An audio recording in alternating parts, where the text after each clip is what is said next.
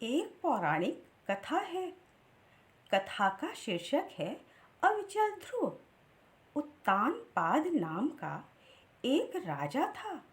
उसकी दो रानियां थीं। बड़ी रानी का नाम सुनीति तथा छोटी रानी का नाम सुरुचि था। बड़ी रानी शांत, धार्मिक तथा दयालु स्वभाव की थी। उसके पुत्र का नाम ध्रुव था। रानी बालक ध्रुव को हमेशा धर्म तथा ज्ञान की शिक्षा देती थी। ध्रुव प्रखर बुद्धि एवं दृढ़ आत्मबल से युक्त एक विलक्षण बालक था। उत्तानपाद की छोटी रानी अत्यंत रूपवान, साथ ही अभिमानी तथा ईर्ष्यालु थी। उसके पुत्र का नाम उत्तम था। उत्तराधिकार के नियम के अनुसार राजा का बड़ा पुत्र ध्रुव राजगद्दी का अधिकारी था।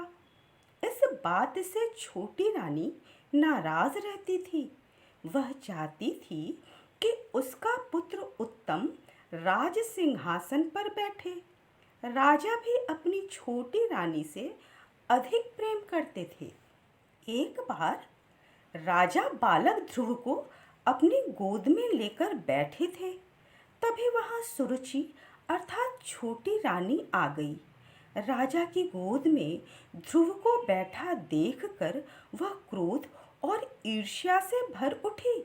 उसने तुरंत ध्रुव को राजा की गोद से उतरने का आदेश दिया और कहा, वही बालक राजा की गोद और राज सिंहासन का अधिकारी हो सकता है जो मेरे गर्भ से जन्मा हो। यदि तेरी इच्छा राज सिंहासन प्राप्त करने की है तो जाकर श्री नारायण की भक्ति और उपासना कर। उनकी कृपा से जब तू मेरे गर्भ से जन्म लेगा तभी तेरी सिंहासन पर बैठने की इच्छा पूरी होगी। इस तिरस्कार से ध्रुव का बाल मन अत्यंत आहत हो उठा।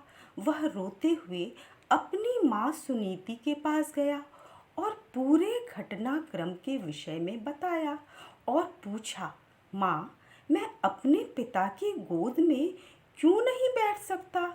राजा से बड़ा कौन होता है? रानी सुनीति ने अपने पुत्र को दिलासा देते हुए कहा कि श्री नारायण संपूर्ण जगत के पिता हैं। वह राजा से भी बड़े हैं। उनके सिवा तुम्हारा दुख कोई दूर नहीं कर सकता। तुम उनकी गोद में स्थिर होकर बैठो। 5 वर्ष के अबोध बालक ध्रुव के कोमल मन पर छोटी रानी के दुर्व्यवहार तथा अपनी माता के उपदेश का गहरा असर पड़ा। एक दिन वह श्री नारायण की खोज में घर त्याग कर अनजान पथ पर निकल गया। राह में उसे देवर्षि नारद मिले। नारद जी ने ध्रुव को घर लौट जाने के लिए कहा, किंतु बालक के हृदय में दृढ़ लगन थी। उसने देवर्षि से कहा कि वह श्री नारायण का दर्शन करना चाहता है, इसलिए तपस्या करेगा। ध्रुव ने नारद मुनि से भगवान से मिलने का उपाय पूछा। तब नारद जी ने उसे भगवत प्राप्ति के लिए मंत्र की दीक्षा दी। ध्रुव यमुना नदी के तट पर अवस्थित मधुवन में जाकर देवर्षि नारद द्वारा प्राप्त मंत्र का जाप करते हुए कठोर तपस्या करने लगे। उनकी तपस्या में अनेक विघ्न बाधाएं आईं, लेकिन ध्रुव ने इन विघ्नों की ओर ध्यान नहीं दिया और दृढ़तापूर्वक तपस्या में संलग्न रहे। उनकी तपस्या से प्रसन्न होकर एक दिन श्री नारायण ने उन्हें दर्शन दिया और वरदान देते हुए कहा, हे राजकुमार, तुम्हारी भक्ति से प्रसन्न होकर मैं तुम्हें वह लोक प्रदान कर रहा हूँ जिसको आधार बनाकर समस्त ग्रह नक्षत्र परिभ्रमण करते हैं। प्रलय काल आने पर भी जो नष्ट नहीं होगा, सप्तर्षि भी नक्षत्रों के साथ जिसकी प्रदक्षिणा करेंगे। तुम्हारे नाम पर वह लोक ध्रुव लोक के नाम से विख्यात होगा। इस लोक में पृथ्वी पर समस्त प्रकार के सर्वोत्तम ऐश्वर्य भोग कर अंत में निर्धारित समय पर तुम मेरे लोक में अविचल पद प्राप्त करोगे।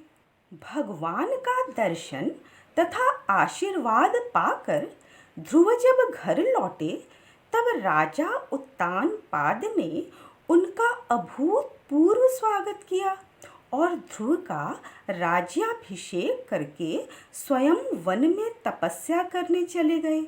श्री नारायण के वरदान स्वरूप ध्रुव ने पृथ्वी पर लंबे समय तक कुशलतापूर्वक शासन किया। तत्पश्चात निश्चित समय आने पर वह परलोकगामी हुए। उन्हें आकाश में अटल स्थान प्राप्त हुआ।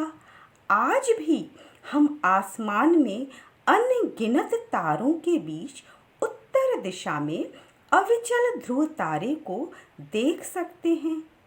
इस कथा से यह सीख मिलती है कि यदि सच्ची लगन हो तो हमें हमारा वह स्थान जिसके हम वास्तविक अधिकारी हैं अवश्य प्राप्त होता है।